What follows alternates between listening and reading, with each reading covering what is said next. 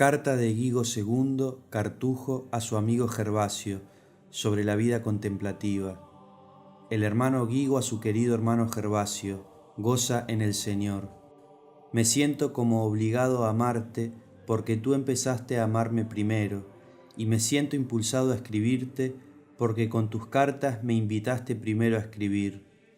Por eso me he propuesto transmitirte algunas cosas que había ido pensando acerca del ejercicio espiritual de los monjes que vivimos en el claustro, para que tú, que al experimentarlas las has aprendido mejor que yo, al tratar de explicarlas, seas juez y corrector de mis pensamientos. Y con razón te ofrezco a ti el primero estas primicias de mi trabajo, para que recojas tú los primeros frutos de la nueva plantación, porque en tu delicada soledad, arrancándola con loable hurto de la servidumbre del faraón, la colocaste en un ordenado ejército armado, injertando prudentemente en el olivo el ramo de olivo silvestre cortado con arte. Número 1. Descripción de los 4 peldaños de la escalera espiritual. Cuando cierto día, ocupado en un trabajo manual, había empezado a pensar en el ejercicio del hombre espiritual, se presentaron repentinamente a mi consideración los 4 peldaños espirituales, a saber, la lectura, la meditación, la oración y la contemplación. Esta es la escalera de los monjes, por la que se elevan de la tierra al cielo, compuesta en realidad de pocos peldaños, pero de inmensa e increíble magnitud. Su parte inferior se apoya en la tierra, mientras que la superior penetra las nubes y escruta los secretos del cielo. Estos peldaños se distinguen tanto por sus nombres y su número como por su orden y su función. Si uno examina diligentemente sus propiedades y funciones, el efecto que produzca cada uno en nosotros, cómo se diferencian y en qué relación jerárquica están entre ellos, entonces considerará breve y fácil el esfuerzo y la aplicación que les haya dedicado por la grandeza de su utilidad y dulzura. En efecto, la lectura es la inspección cuidadosa de las Escrituras con mucha atención. La meditación es la atenta operación de la mente que investiga, conducida por la propia razón, el anuncio de la verdad oculta. La oración es la devota inclinación del corazón a Dios con el fin de evitar males y alcanzar bienes. La contemplación es la elevación de la mente atenta hacia Dios, que degusta los gozos de la eterna dulzura. Número 2. Descripción de las funciones de los 4 peldaños. Habiendo, pues, descrito los 4 peldaños, nos queda ver ahora sus funciones. La lectura busca la dulzura de la vida bienaventurada y feliz. La meditación la halla. La oración la pide. La contemplación la degusta. Por eso el mismo Señor dice: buscad y hallaréis, llamad y se os abrirá. Buscad leyendo y hallaréis meditando. Llamad orando y se os abrirá contemplando. La lectura pone en la boca el alimento sólido. La meditación lo mastica y despedaza. La oración alcanza el sabor. La contemplación es la misma dulzura que alegra y restaura. La lectura se queda en la corteza. La meditación penetra en la pulpa. La oración en la súplica del deseo. La contemplación en la delectación de la dulzura alcanzada. Para que esto pueda verse más expresamente, pondré un ejemplo de entre muchos. En la lectura escucho esto: bienaventurados los puros de corazón, porque ellos verán a Dios. He aquí una palabra breve, pero referida a suaves y múltiples sentidos, ofrecida como uva para alimento del alma. Después que el alma la ha examinado diligentemente, dice dentro de sí: aquí puede haber algo bueno. Volveré a entrar en mi corazón e intentaré, si me es posible, comprender y encontrar esta pureza. Esta es en efecto algo precioso y deseable, alabada por tantos pasajes de la Escritura. A quien la posee se le llama dichoso, y se le promete la visión de Dios, esto es, la vida eterna. Deseando, por tanto, que se le explique esto más plenamente, empieza a masticar y a triturar esta uva poniéndola, como si dijéramos, en el lagar. Después estimula su razón para indagar en qué consista y cómo puede adquirirse esta pureza tan preciosa y deseable. Número 3. Función de la meditación. Ahora se pasa a la atenta meditación, que no se queda fuera, no permanece en la superficie, sino que da un paso más, penetra en el interior, escruta todo en detalle, considera atentamente que no se dice bienaventurados los limpios de cuerpo, sino de corazón, porque no basta tener las manos limpias de malas acciones si nuestra mente no está limpia de pensamientos impuros. Y esto lo confirma la autoridad del profeta que dice: ¿quién subirá al monte del Señor? ¿O quién habitará en su templo santo? El que tiene manos inocentes y puro corazón. Considera aún cuánto desease ese mismo profeta la pureza de corazón, pues orando decía: crea en mí, oh Dios, un corazón puro. Y también, si hubiera visto iniquidad en mi corazón, el Señor no me hubiera escuchado. Piensa cuán solícito era el bienaventurado Job en la custodia de su corazón cuando decía: he hecho con mis ojos el pacto de no mirar a doncella alguna. Mira qué violencia no se hacía este hombre santo que cerraba sus ojos para no mirar vanidad, que tal vez después de vista por imprudencia pudiera involuntariamente desear. Después de haber considerado estas y otras cosas semejantes acerca de la pureza del corazón, la meditación empieza a pensar en el premio, o sea, cuán glorioso y deleitable sea ver el rostro deseado del Señor, el más hermoso de entre los hijos de los hombres, no ya rechazado y despreciado, ni con la apariencia de la cual le revistió su madre la sinagoga, sino con la estola de la inmortalidad y coronado con la diadema con la cual le coronó su Padre el día de la resurrección y de la gloria, día que hizo el Señor. Piensa que en aquella visión se tendrá aquella saciedad de la que dice el profeta: me saciaré cuando aparezca tu gloria. ¿Ves cuánto licor manó de una mínima uva? ¿Cuánto fuego nació de esta chispa? ¿Cuánto se haya extendido en la forja de la meditación esta pequeña masa de bienaventurados los limpios de corazón, porque ellos verán a Dios? Pero cuánto más se podría extender aún si se aplicara a ello alguien experto, pues intuyo que el pozo es profundo, mas yo todavía soy un aprendiz sin experiencia y con dificultad he podido recoger apenas estas pocas cosas. Inflamada el alma con estos ardores, estimulada por estos deseos, roto el alabastro empieza a presentir la suavidad del ungüento, aún no por el gusto, sino como si dijéramos por el olfato, y por él capta cuán dulce puede hacer tener experiencia de esta pureza con cuya meditación conoce que ya es alegre. ¿Pero qué hace? Se quema por el deseo, pero no encuentra en sí el modo de tenerla, y cuanto más busca, más sed tiene. Cuanto agrega de meditación, agrega de dolor, porque tiene sed de la dulzura que la meditación le muestra deba darse en la pureza de corazón, pero no se la da a gustar, pues el sentir esta dulzura no es del que leo medita, a no ser que se le conceda de lo alto. En efecto, leer y meditar es común tanto a los buenos como a los malos, y los mismos filósofos paganos por su razón hallaron en qué consiste el supremo bien. Mas, puesto que, habiendo conocido a Dios, no le dieron gloria como a Dios, y fiándose presuntuosamente de sus fuerzas decían: nos alabamos con nuestra propia lengua, nuestros labios son para nosotros, ¿quién va a ser nuestro Señor?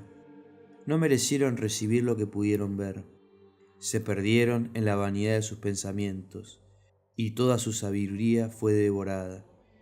Sabiduría que les venía del estudio de disciplinas humanas, no del espíritu de sabiduría, único que da la verdadera sabiduría, es decir, el conocimiento sabroso que alegra y restaura, con un sabor inestimable, al alma en la que está.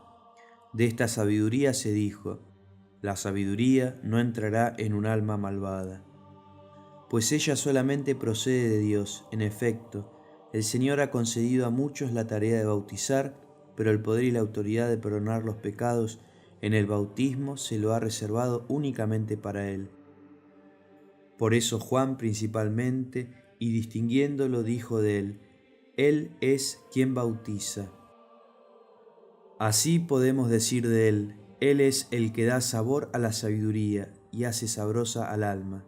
La palabra se ofrece ciertamente a muchos, pero la sabiduría a pocos.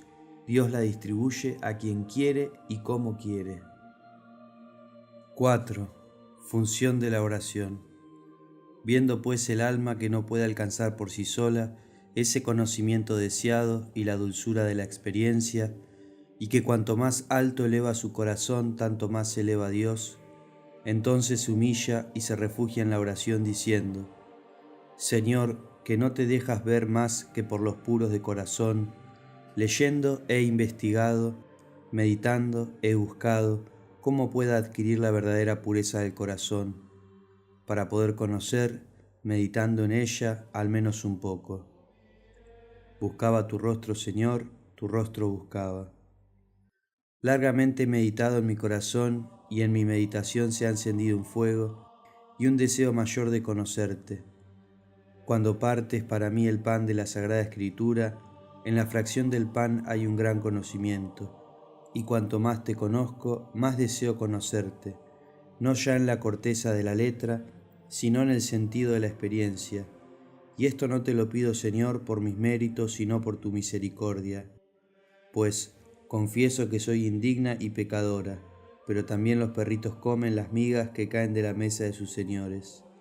Dame, Señor, una prenda de la herencia futura, una gota al menos de la lluvia celestial, con la que pueda aliviar mi sed, porque ardo de amor. Número 5. Función de la contemplación. Con estas y otras encendidas palabras inflama su deseo y muestra así su afecto. Con estos cánticos enamorados llama a su esposo, porque el Señor, cuyos ojos están sobre los justos y sus oídos no solo están atentos a sus oraciones, sino que no espera siquiera a que la oración haya terminado, e interrumpiendo el curso de la oración por la mitad, se apresura a entrar en el alma, se apresura a encontrarse con el alma que lo desea, bañado por el rocío de la dulzura celestial, perfumado con ungüentos preciosos.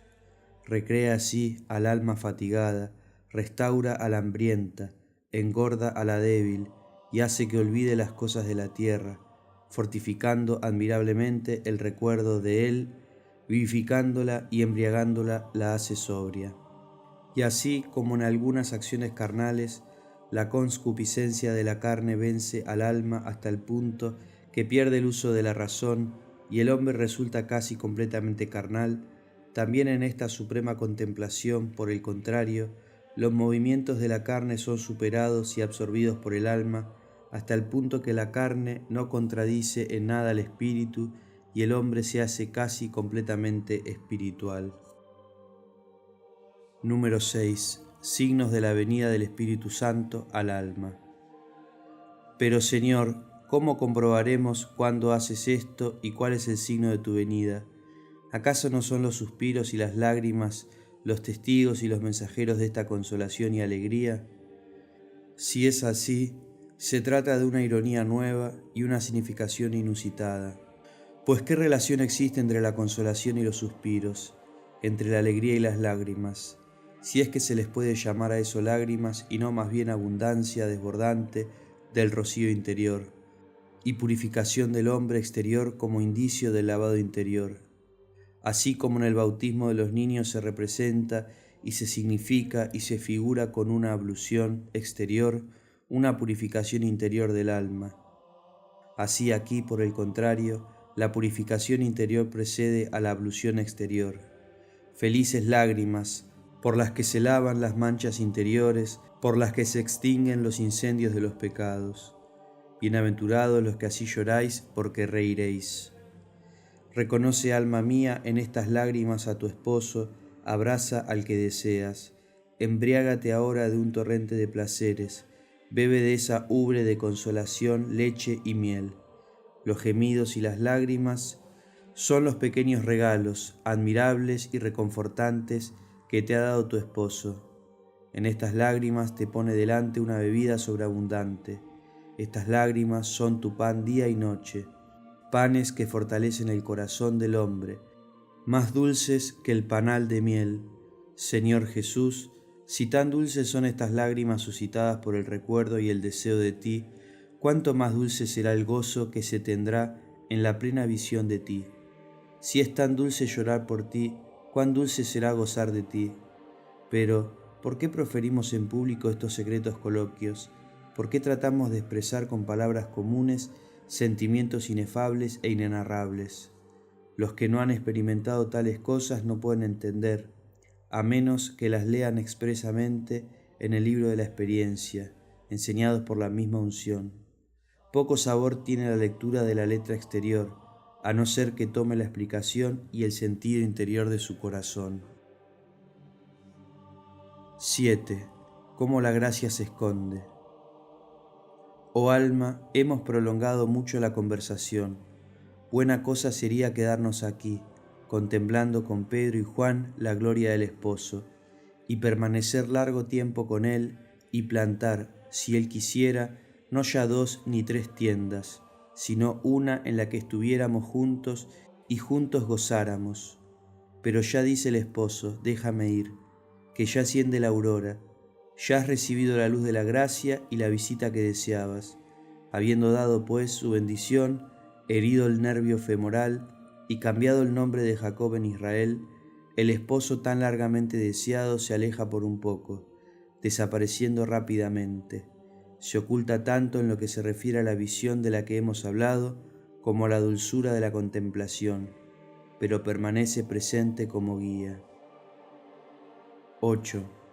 Cómo la ocultación temporal de la gracia coopera a nuestro bien. Pero no temas, esposa, no desesperes, no te consideres despreciada, si por un poco el esposo te oculta su rostro. Todo esto contribuye a tu bien y de su venida y de su alejamiento tienes ganancia. Viene a ti y también se aparta de ti, viene para consolarte, se retira por cautela, para que la grandeza de la consolación no te ensoberbezca, no sea que al estar siempre junto a ti el esposo, empieces a despreciar a las compañeras y atribuyas esta continua visita no ya a la gracia sino a la naturaleza, pues el esposo concede esta gracia a quien quiere y cuando quiere. No se la posee como por derecho hereditario.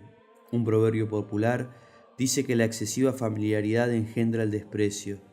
Se aleja, pues, para que al ser demasiado asiduo no sea despreciado, y estando ausente sea más deseado.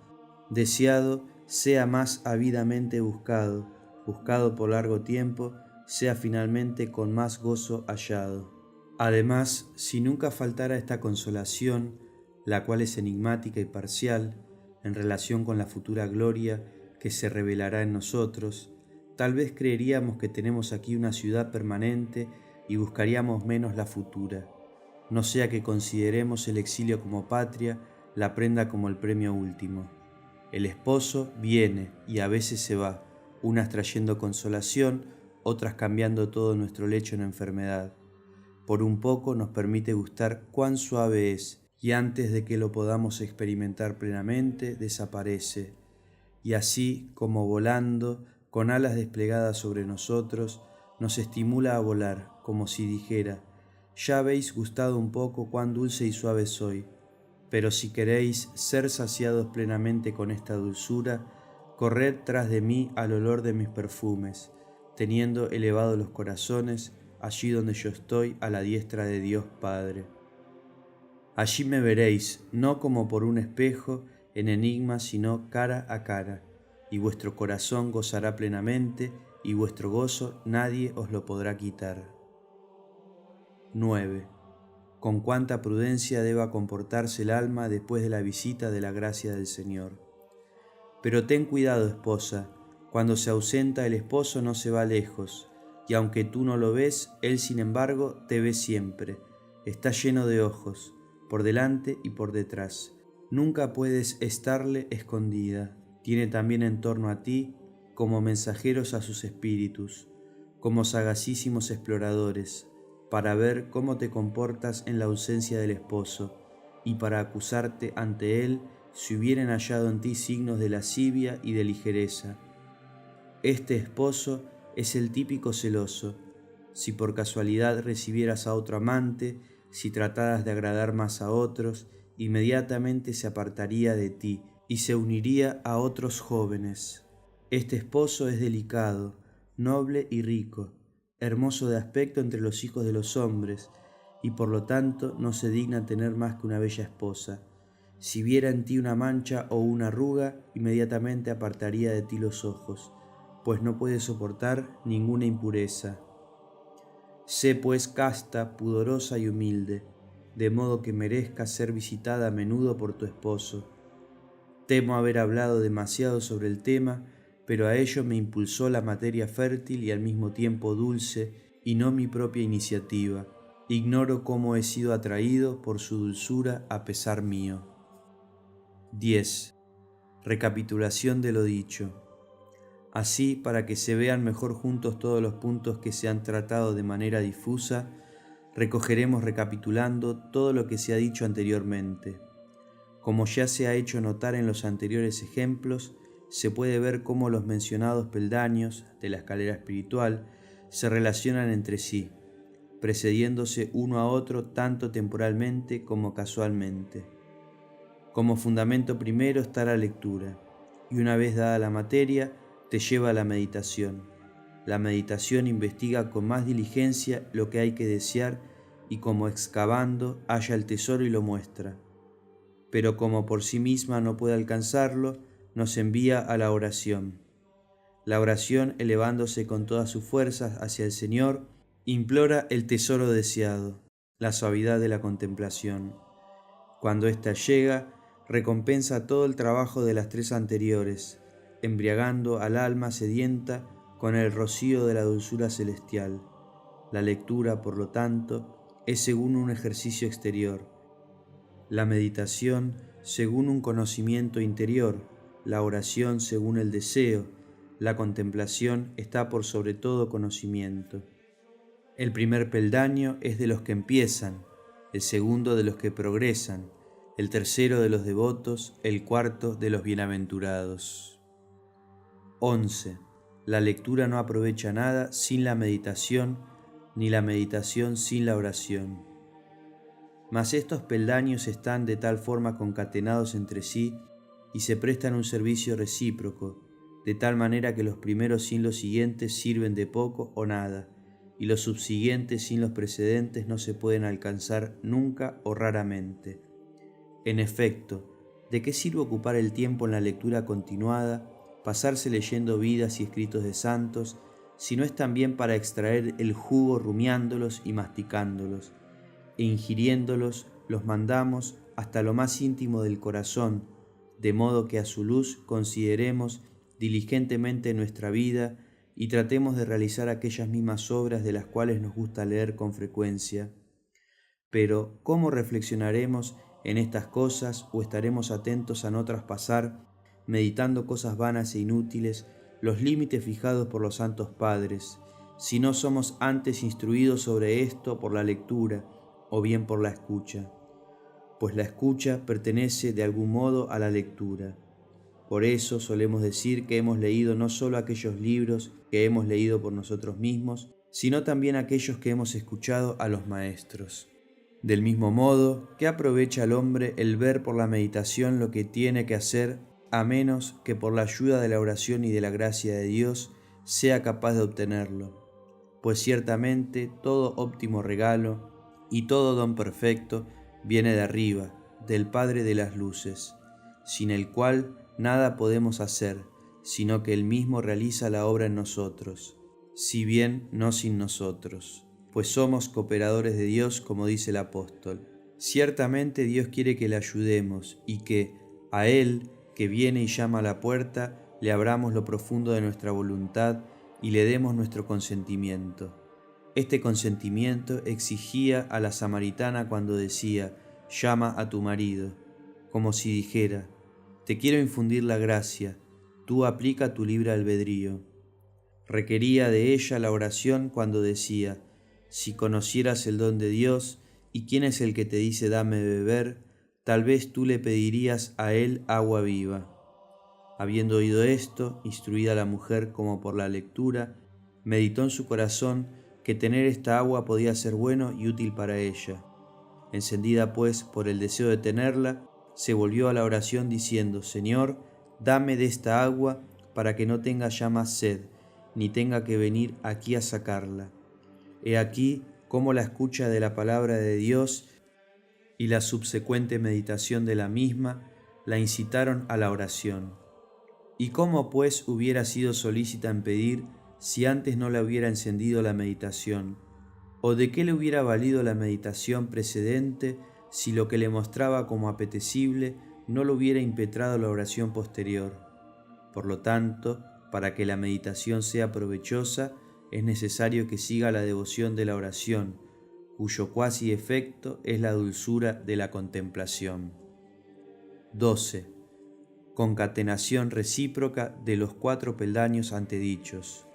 De todo esto podemos colegir que la lectura sin la meditación es árida, la meditación sin la lectura errónea, la oración sin la meditación tibia, la meditación sin la oración infructuosa, la oración hecha con devoción alcanza la contemplación, la adquisición de la contemplación sin la oración es más bien rara o milagrosa. Dios, cuyo poder no tiene límites y cuya misericordia está sobre todas sus obras, algunas veces suscita de las piedras hijos de Abraham, cuando obliga a los corazones duros y que no quieren aceptar para que quieran. Y así, como suele decir el refrán, agarra al toro por las astas. Es generoso en abundancia, cuando no llamado se da al interior del alma, lo cual, aun cuando leemos que sucedió alguna vez a alguien, como a San Pablo y a algunos otros, sin embargo no por ello debemos nosotros pretender las cosas divinas, como tentando a Dios, sino que debemos hacer lo que a nosotros nos corresponde, a saber, leer y meditar en la ley de Dios, suplicarle para que ayude nuestra debilidad y vea nuestra imperfección, lo cual Él mismo nos enseña a hacer cuando dice: Pedid y recibiréis, buscad y hallaréis, llamad y se os abrirá. Pues ahora el reino de los cielos padece violencia y los violentos lo arrebatan. De las distinciones señaladas se puede percibir las propiedades de los antedichos peldaños, cómo se relacionan entre sí y qué efecto produzcan cada uno sobre nosotros. Feliz el hombre cuya alma, vaciada de otras ocupaciones, desea siempre aplicarse en estos 4 peldaños, el que, vendidas todas las cosas que tenía, compra el campo aquel en que está escondido el tesoro que desea, estar sin nada que hacer y ver cuán suave que es el Señor. Ejercitado en el primer peldaño, circunspecto en el segundo, devoto en el tercero, elevado sobre sí mismo en el cuarto, asciende de virtud en virtud, por estas ascensiones que ha dispuesto en su corazón hasta ver al Dios de los dioses en Sión. Feliz aquel a quien se le concede permanecer, aunque sea por poco tiempo, en este supremo grado, que puede decir con verdad: he aquí que siento la gracia del Señor, he aquí que contemplo en el monte, con Pedro y Juan, su gloria. He aquí que con Jacob me deleito en los abrazos de Raquel. Pero tenga cuidado no sea que después de esta contemplación, por la que fuera elevado hasta los cielos, se precipite hasta los abismos con una caída desordenada, ni se vuelva, después de la visión de Dios, a los actos lascivos del mundo y a los atractivos de la carne. Pero cuando la debilidad y la fragilidad del alma humana no pueda soportar por largo tiempo el resplandor de la verdadera luz, descienda ligera y ordenadamente a algunos de los 3 peldaños por los que ascendiera, y deténgase alternativamente ya en uno, ya en otro peldaño, según el movimiento del libre albedrío, y se demore allí en razón del lugar y el tiempo, tanto más cercano a Dios cuanto más alejado del primer peldaño. Pero hay frágil y miserable condición humana, llevado por los testimonios de la razón y de las Escrituras, veremos claramente que la perfección de la vida humana se contiene en estos 4 peldaños y que el hombre espiritual debe ejercitarse en ellos. Pero ¿quién es el que tiene este modo de vida? ¿Quién es y lo alabaremos? El quererlo es de muchos, el lograrlo de pocos. Dios quiera que seamos de esos pocos. 13. Las 4 causas que nos apartan de estos 4 peldaños. Mas son 4 las causas que nos apartan las más de las veces de estos peldaños, a saber, una necesidad inevitable, la utilidad de una honesta acción, la debilidad humana, la vanidad del mundo. La primera es excusable, la segunda tolerable, la tercera miserable, la cuarta culpable, pues a aquellos a quienes esta última causa les aparta de su santo propósito, mejor les fuera no conocer la gloria de Dios, que después de conocida retroceder. En efecto, ¿qué excusa tendrá éste de su pecado?